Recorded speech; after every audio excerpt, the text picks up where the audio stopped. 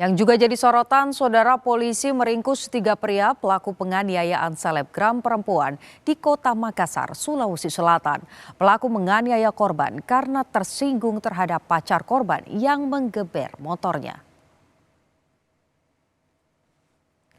Pelaku berhasil ditangkap usai polisi mendatangi lokasi dan memeriksa rekaman CCTV.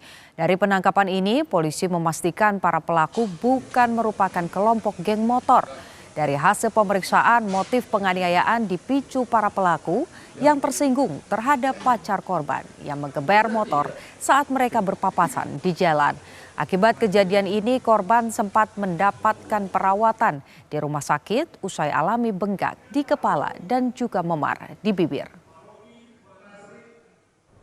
Antara korban dengan pelaku itu berpapasan di situ dan kemudian si pelaku balik arah. Mengejar dan mendatangi korban, kemudian memukul memukul korban dengan menggunakan helm yang mengakibatkan ada luka di kepala korban dengan bibir korban.